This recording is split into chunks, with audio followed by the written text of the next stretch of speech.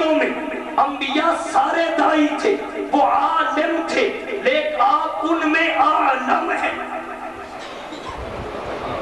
وہ عالم تھے، آپ ان میں عالم ہیں علم کے لحاظ سے، جیسے وہ حسین تھے حسن کے لحاظ سے آپ ان میں احسن تھے، حسن کے لحاظ سے وہ جمیل تھے، حسن کے جمال کے لحاظ سے آپ ان میں اجمل تھے، جمال کے لحاظ سے وہ شریف تھے، شرافت کے لحاظ سے آپ ان میں اشرف تھے۔ اسی طرح وہ عالم تھے علم کے لحاظ سے اور آپ ان میں عالم تھے، سب سے زیادہ علم والے۔ یہی وجہ ہے اللہ نے قرآن میں جب حضرت آدم علیہ السلام کا ذکر کیا تو فرمایا علم آدم الاسماء کلها۔ توجہ ہے سب، بات سمجھ آ رہی ہے؟ اب میں آ رہا ہوں آپ کے ذہنوں کے قریب۔ آپ عالم تھے،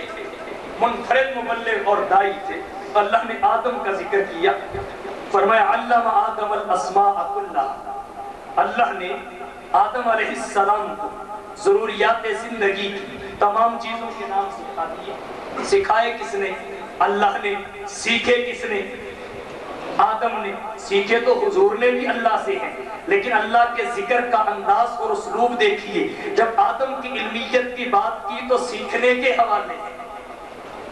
جب آدم کی علمیت کی بات کی تو سیکھنے کے حوالے سے، لیکن جب مصطفیٰ کی باری آئی جہاں علمیت کی بات کی تو سکھانے کے حوالے سے، فرمایا یعلمہم الکتاب والحکمہ،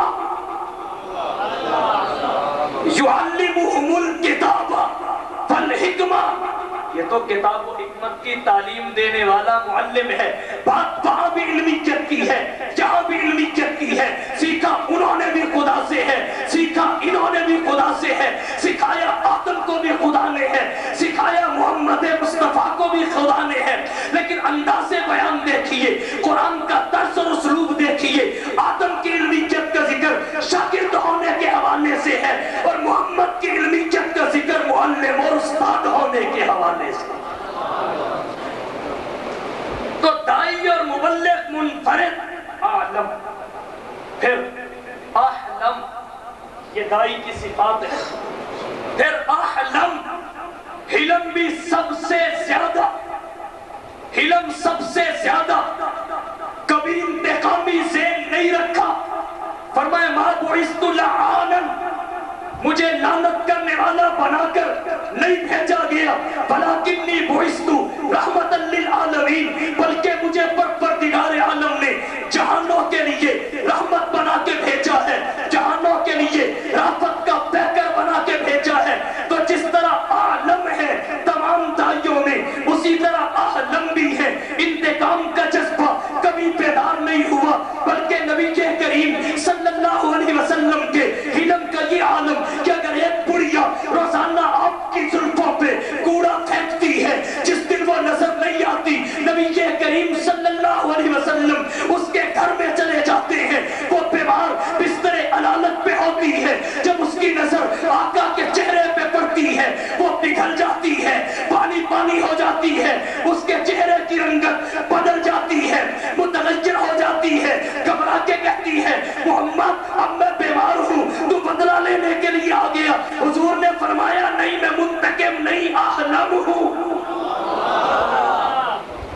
میں بدلہ لینے نہیں آیا، تیرا حال لینے آیا ہوں کہ میری ماں کو کیا ہوا، آج مجھ پہ کوڑا نہیں،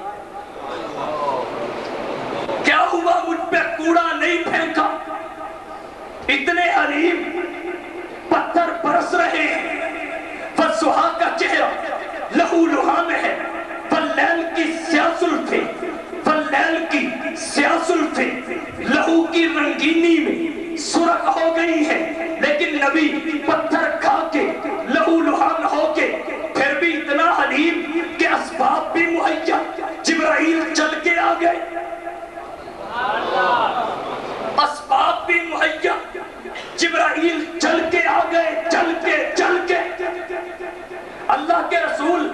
اجازت دیں تو اس جانب بھی پہاڑ ہے، اس جانب بھی پہاڑ ہے، درمیان میں طائف کا بازار ہے، اس جانب بھی پہاڑ ہے، اس جانب بھی پہاڑ ہے، درمیان میں طائف کا بازار ہے۔ اگر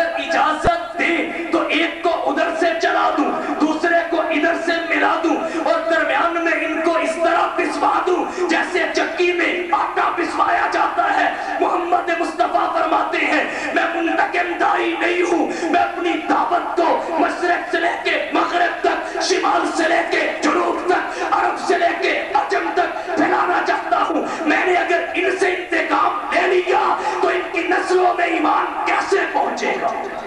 نعرہ تکبیر، شان رسالت، شان صحابہ۔ اگر ان سے میں نے انتقام لے لیا تو دعوت کی قبولیت کی فضا ان کی نسلوں میں کیسے پیدا ہو؟ اللہم اہدی قومی فإنہم لا یعلمون۔ تو نبی کے علم کا یہ عالم، نبی کے علم کا یہ عالم، اگر ضلالت آئی جواب ہدایت سے، جہالت آئی جواب علمیت سے، اگر اجنبیت آئی جواب اپنائیت سے، نفرت آئی جواب محبت سے، بہت آیا جواب قربت سے، اگر ادھر سے جفا آئی جواب وفا سے۔ کسی نے کیا خوب کہا کہ راہ میں کانٹے جس نے بچھائے گالیاں دی پتھر برسائے، راہ میں کانٹے جس نے بچھائے گالیاں دی پتھر برسائے، اس پہ چھڑکی پیار کی شبنم صلی اللہ علیہ وسلم، سب کے عوض دارو شفا دی، دان سنے اور نیک دعا دی، زخم سہے اور بخشا مرہم صلی اللہ علیہ وسلم، بحر سخاوت کان مرفت، آئینہ رحمت شافی امت، مالک جنت قاسم کوثر صلی اللہ علیہ وسلم، دولت دنیا خاک برابر، ہاتھ کے خالی دل کے دونگر، مالک کشور تخت افسر صلی اللہ علیہ وسلم۔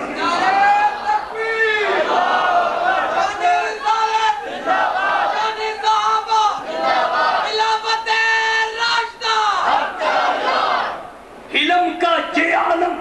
لقد جاءکم رسول من انفسکم عزیز علیہ ما عنتم حریص علیکم بالمؤمنین رؤوف الرحیم۔ تو دائی بھی منفرد، مبلغ بھی منفرد، پوری صفات سے متصف، عالم نہیں اعلم، حلیم نہیں احلم، وہ بھی انبیاء میں۔ اور پھر جہاں علم والے، حلم والے، وہاں استقامت والے، سبحان اللہ، استقامت والے بھی آگے سرداران قریش ابو طالب کے پاس جمع ہو کے، سیرت کی کتابوں میں لکھا ہے، حیات الصحابہ کی جلد اول میں لکھا ہے، سرداران قریش جب ابو طالب کے پاس آئے، آ کے کہنے لگے تیرا بھتیجا لات کے ساتھ جو کرتا ہے وہ ہمیں پتا ہے، منات عزا حبل یغوث یعوق ود نصر کی جو بے حرمتی اور توہین کر رہا ہے وہ ہم سے برداشت نہیں ہوتی، اسے سمجھائیے یا پھر اس کے اور ہمارے درمیان سے نکل جائیے، ہم اس کو معاف کرتے جا رہے ہیں اس وجہ سے کہ یہ تیرا بھتیجا ہے، اس وجہ سے کہ تیری حمایت حاصل ہے، یا تو اسے روک لیجئے یا پھر اس کے اور ہمارے درمیان میدان خالی کر دیجئے۔ یہ بات جس وقت چچا نے سنی، چچا گھبرا گیا، اس نے محمد مصطفیٰ کو بلایا اور بلا کے کہا بھتیجے تیرے بارے میں یہ شکایت آئی ہے کہ تو ان کی دل آزاری کرتا ہے، ان کے بتوں کو برا کہتا ہے، ان کے بتوں کی توہین کرتا ہے، میں غریب ہوں، میں طاقتور نہیں ہوں، میں لڑ نہیں سکتا، کنوے کا مقابلہ نہیں کر سکتا، ان کی مخالفت مول نہیں لے سکتا، تو آئندہ اس طرح نہ کیا کر، ان کے بتوں کی توہین نہ کیا کر۔ حضور فرماتے ہیں چچا میں سمجھ گیا کہ تو بھی گھبرا گیا، لیکن رب کعبہ کی قسم اس دعوت کے مسئلہ میں محمد مستقیم اتنا ہے کہ اگر یہ میرے دائیں ہاتھ پہ سورج لا کے رکھ دے اور بائیں ہاتھ پہ چاند لا کے رکھ دے، میں تب بھی اللہ کی توحید کی تعریف اور شرک کی مذمت کو ترک نہیں کر سکتا۔